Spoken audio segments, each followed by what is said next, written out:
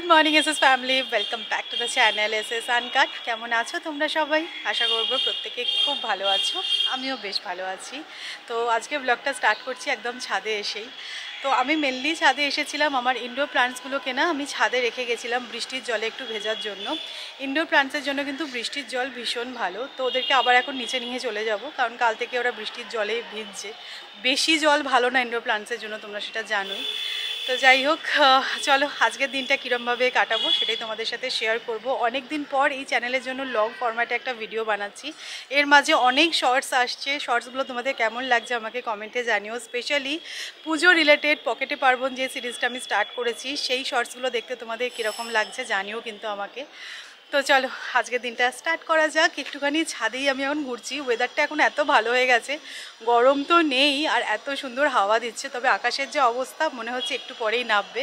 আর এখানে আমাদের একদম আমাদের দেখাচ্ছি না, পুরো এখানে জামা টামা মেলা আছে। একটু হাওয়া দিচ্ছে তো যতটা আর কি শুকানো শুকিয়ে যাক। এই যে এক ছাদ জামা কাপড় মেলা আছে, একটু পরেই আবার নিচে নামাতে হবে। তো দিদি এসে গেছে। এই কাজগুলো জেনারেলি দিদি করে থাকে, মানে এখন যিনি হাউস হেল্প আছেন আমাদের। তো এই যে এই দুটো ইনডোর প্ল্যান্টসকে আমি ছাদে রেখে গেছিলাম, তো এবার এদের নিচে নিয়ে চলে যাব। এটা তো স্পাইডার প্ল্যান্ট, দেখো ঘরে থেকে থেকে না পাতাগুলো এরকম হলুদ হয়ে যাচ্ছিল, তো বৃষ্টির জলটা পেয়েছে না, হেলদি হয়ে যাবে।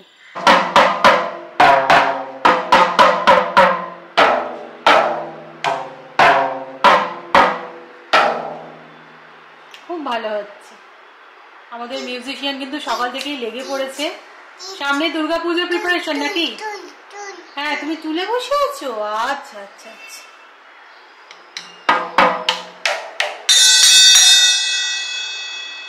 Very nice.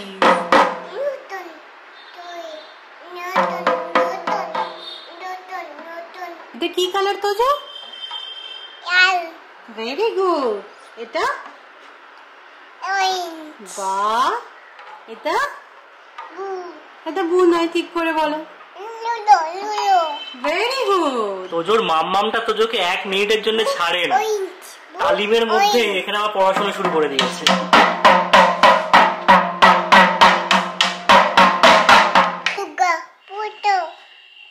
দুর্গাপূজার সময় যদি তোমাদের এই মিউজিশিয়ানকে কারোর লাগে তাহলে অবশ্যই কন্ট্যাক্ট করতে পারো, আমি ডেসক্রিপশনে নাম্বার দিয়ে দেবো। হ্যাঁ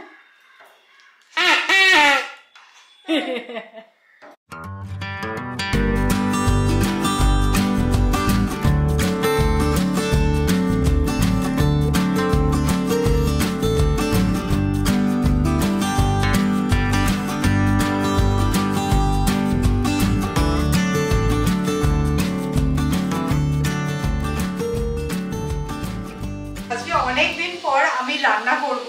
তোমরা জানো এর মাঝে অনেক কিছু হয়ে গেছে, মানে অপারেশনের পর 10-12 দিন আগে পুরোপুরি রেস্টে ছিলাম। তো আজকে আমার ইচ্ছা করলো, তোমরা জানোই আমার রান্না করতে কতটা ভালো লাগে, আর রান্না করতে পারছি না আমার সেটাও ভালো লাগছে না। তো মামনিকে বলেছিলাম যে আজকে আমি একটা কিছু স্পেশাল বানাবো। আজকে অ্যাকচুয়ালি আমাদের বাড়িতে ভেজ হয়, আজকে বৃহস্পতিবার, আর ভেজ দিনে কী রান্না হবে সেটা সত্যিই কিন্তু ভাবাটা খুব ডিফিকাল্ট। ডাল পোস্ত তো হয়েই থাকে, আর মঙ্গলবারও যেহেতু নিরামিষ হয়, মঙ্গলবারটা তো ম্যানেজ হয়ে যায় ডাল পোস্ত দিয়ে, কিন্তু বৃহস্পতিবারে আবার ডাল পোস্ত খেতে ইচ্ছা করে না। তো সেই কারণে আমি একটু ভেজ পোলাও বানাচ্ছি। একটু পনির আনিয়ে নিয়েছি, ভেজ পোলাও করবো আর তার সাথে রায়তা। তো সেটার জন্যই আমি সব সবজি টবজি এখন কেটে নিচ্ছি, একটু পরে বসাবো। এখানে সমস্ত সবজি কাটা হয়ে গেছে, আলু, ক্যাপসিকাম, বিনস আর গাজর অ্যাড করব। আর এই যে পনিরটাও কেটে নিয়েছি, পনিরটা না এরম শেপে কাট করেছি, দেখতে বেশ ভালো লাগছে।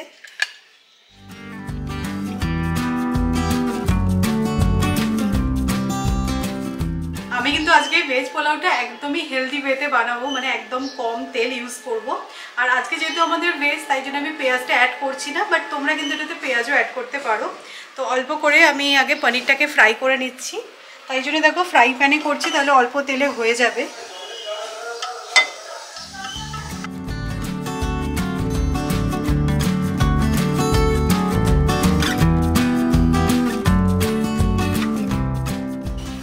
পনিরটা একদম অল্প তেলে ফ্রাই করে নিয়েছি।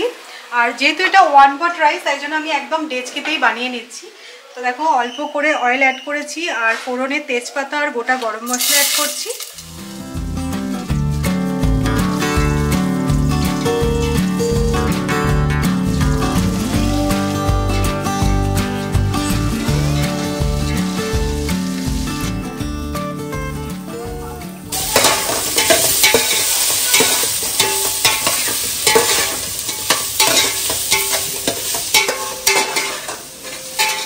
সবজিটা ভাজতে ভাজতে এখানে আদা বাটা অ্যাড করেছি। তোমরা যদি নিরামিষ না বানাও তাহলে অবশ্যই এর মধ্যে আদা রসুন পেস্ট ইউজ করবে।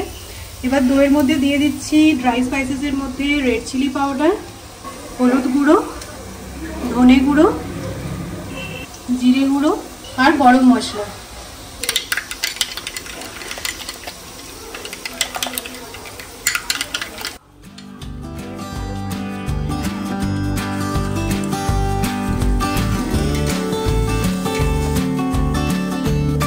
দইয়ের মিক্সচারটা অ্যাড করার পর কিন্তু ভালো করে কষিয়ে নিয়েছি, কারণ মশলাগুলো যেহেতু এখানে অ্যাড করেছিলাম একসাথে।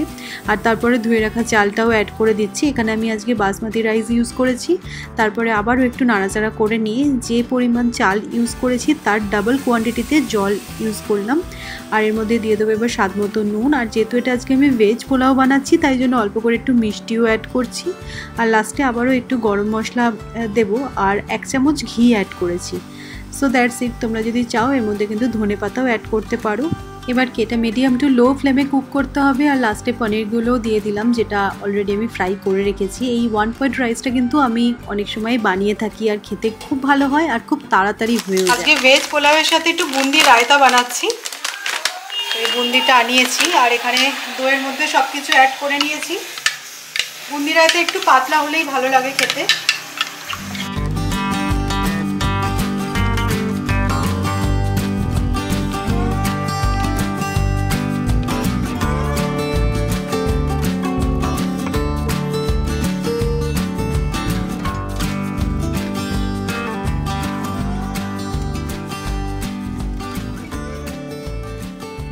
দেখো কতটা পরিমাণে ঝরঝরে হয়েছে। একটু ঠান্ডা হলে না আরো বেশি ঝরঝরে হয়ে যায়। বাবা তো খেয়ে বললো পুরো মুখ ছেড়ে গেছে। বলছে ওই নিরামিষে ওই ডাল তরকারির থেকে এটা অনেক ভালো হয়েছে।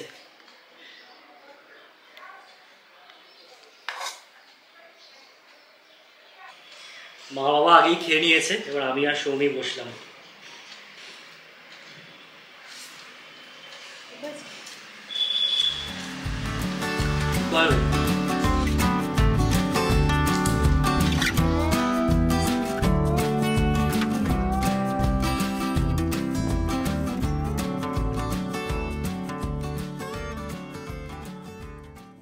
জাস্ট আমাদের লাঞ্চ কমপ্লিট হলো। তোজো নিচে আছে মামুনির কাছে। তো এই দুপুরের টাইমটা ঠাম্মির কাছেই থাকে তোজো। এই 4টে সাড়ে 4টে নাগাদ আসবে, তারপরে ওকে ঘুম পাড়িয়ে দিই। আর হাতে যেহেতু এখন 1-1.5 ঘন্টা মতন আমার কাছে সময় আছে, তাই ভাবছি নিজের একটু কাজ সেরে ফেলা যাক। তো এই চ্যানেলের জন্যই ভাবছি একটা ভিডিও শ্যুট করব। তো সেটার জন্যই দেখো আমি রিং লাইট ফাইট জ্বালিয়ে একদম সেট করে নিয়েছি। তবে তার আগে একটা ইন্টারেস্টিং জিনিস তোমাদের সাথে শেয়ার করব। তোমাদের হয়তো মনে থাকবে লাস্টবার কলকাতায় এসে মায়ের বাড়ি থেকে আমি গেছিলাম গড়িয়াহাট। তো গড়িয়াহাট থেকে টুকটাক অনেক শপিং করেছিলাম। ভেবেছিলাম যে পুনেতে গিয়ে সবটা তোমাদের সাথে শেয়ার করবো, বাট পুনেতে গিয়ে তো তোমরা দেখতেই পেয়েছো যে হঠাৎ করে আবার আমাদের কলকাতায় আসতে হয় আমার মেডিকেল এমার্জেন্সির জন্য। তো তোমাদের সাথে তো সেগুলো শেয়ার করা হয়নি। তো চলো কী কী কিনেছিলাম গড়িয়াহাট থেকে সেগুলো দেখিয়ে নিই। আমার কিন্তু পার্সোনালি স্ট্রিট শপিং করতে খুব ভালো লাগে। আর আমার মনে হয় এটা শুধুমাত্র যে আমার ভালো লাগে তেমনটা নয়, তোমাদের মধ্যে থেকে অনেকেরই হয়তো ভালো লাগে। আমাদের মেয়েদের জেনারেলি কি হয়ে থাকে, মানে একটুখানি ঘুরে ঘুরে শপিং করবো, দরদাম করবো। তো গড়িয়াহাট থেকে কী কী কিনেছি আমি সেগুলো তোমাদেরকে দেখাই। তো প্রথমে আমরা গেছিলাম ওই বাসন্তী দেবী কলেজের ওই ফুডটায়। তো ওখানে তো তোমরা জানোই অনেক শাড়ির এরকম স্টল নিয়ে বসে। তো আমার ইনিশিয়ালি শাড়ি কেনার ইচ্ছা ছিল না, বাট এত সুন্দর করে শাড়িগুলো ডিসপ্লে করা থাকে না, আর দাম জিজ্ঞাসা করলেই বলে দিদি আসুন না একটু কমিয়ে দেবো। তো সেরকমই একটা শাড়ি আমি নিয়েছি একটু দর দাম করে, আর শাড়িটাও সত্যি খুব ভালো লেগে গেল। তো এরকম হোয়াইট কটন শাড়ি এটা, আর এরকম চিকনকারি কাজ করা আছে, ভীষণ সুন্দর। এরকম অফ হোয়াইটের মধ্যে দেখো পুরো পাড় বসানো আছে, লেসের এরকম পাড়, আর নিচের পোর্শনটা পাড়টা এইরকম। ভালো করে নোটিস করলে বুঝতে পারবে শাড়িটায় না সিকোয়েন্স বসানো আছে, তাই জন্য দেখতে না খুব গর্জিয়াস লাগছে। বাট এটার সাথে কিন্তু ব্লাউজ পিস নেই। আর তোমাদের মনে হতে পারে যে সৌমি পুরো এরকম হোয়াইট শাড়ি কিনেছো কেন, এর সাথে যদি কন্ট্রাস্ট ব্লাউজ দিয়ে পেয়ার আপ করা যায় না, দেখতে কিন্তু খুব ভালো লাগবে। অষ্টমী সাজ বলো অথবা দশমী সিঁদুর খেলার জন্য কিন্তু একদম পারফেক্ট। তবে এর সাথে কিন্তু খুব সুন্দরভাবে স্টাইলিং করতে হবে। তো আমার একটা আইডিয়া তো আছে কীরকমভাবে এটা আমি স্টাইলিং করব, তো সেটা তোমরা নিশ্চয়ই দেখতে পাবে পুজোতে। তো শাড়িটা অল ওভার কিন্তু এরকম কাজ করা আছে, এই যে দেখো।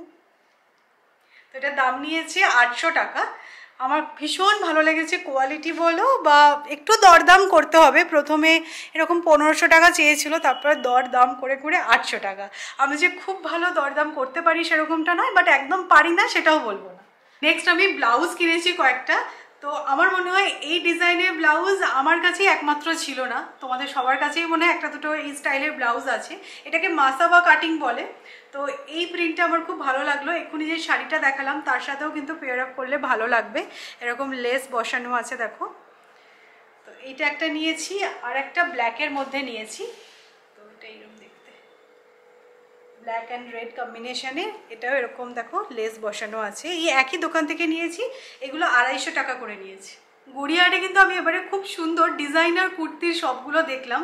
তো সেখান থেকে দেখো আমি এই কুর্তিটা নিয়েছি, আমার খুব ভালো লাগলো। ফ্রন্ট পোর্শনটা এরকম জামদানি ওয়ার্ক করা আছে, আর এরকম লেস বসানো আছে, কটন মেটেরিয়ালের মধ্যে। দামটা আমার এক্স্যাক্ট মনে পড়ছে না, বাট ওই 200-250 এরকমই দাম নিয়েছে।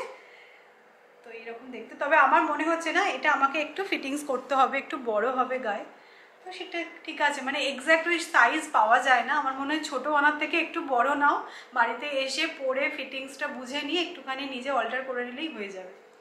এটা এরকম প্লেনের মধ্যে হোয়াইট প্যান্ট দিয়ে পরলে কিন্তু দেখতে বেশ ভালো লাগবে। গড়িয়াহাটে গেছি জাম জুয়েলারি কিনবো না, সেটা তো হতেই পারে না। তো আমি কিন্তু মেনলি গেছিলাম জাম জুয়েলারি কেনাবার জন্যই। বাট এইগুলো হচ্ছে ফাউ, মানে ফুটপাতে হাঁটতে হাঁটতে এটা ভালো লাগছে ওটা ভালো লাগছে করতে করতে কোথা দিয়ে যে পয়সা বেরিয়ে যায় সত্যি বোঝাই যায় না। না, জিনিসগুলো ভালো হয়েছে, কিনে এখন ফেলেছি, কি বলবো বলো, অগত্যা বলতেই হবে জিনিসগুলো ভালো হয়েছে আর আমি একদম ঠিকঠাক দামে পেয়েছি। তো যাই হোক, কী জাম জুয়েলারি কিনেছি সেগুলো দেখাই।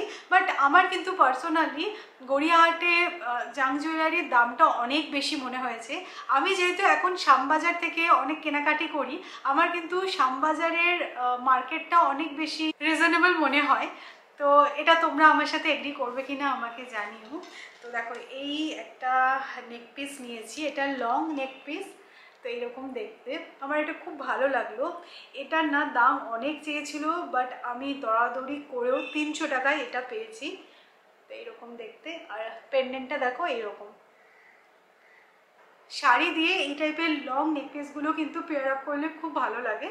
তো এটা একটা নিয়েছি, আর একটা নেকপিস নিয়েছি, এটা এইরকম ডিজাইনটা। তো এটাকে আই গেস হাসুলি ডিজাইন বলে, আমি যদি ভুল হয়ে থাকি তাহলে আমাকে কারেক্ট করিয়ে দিও তোমরা। তো এরকম বেশ ভালো লাগবে দেখো দেখতে, এটাও শাড়ি দিয়ে বা সালোয়ার দিয়ে পরলে ভালো লাগবে। তো এটার দাম নিয়েছে 150 টাকা। একই দোকান থেকে আমি দুটো নিয়েছিলাম। তো এরকম দেখতে একদম সিম্পলের মধ্যে আমার বেশ ভালো লাগলো এই ডিজাইনটা।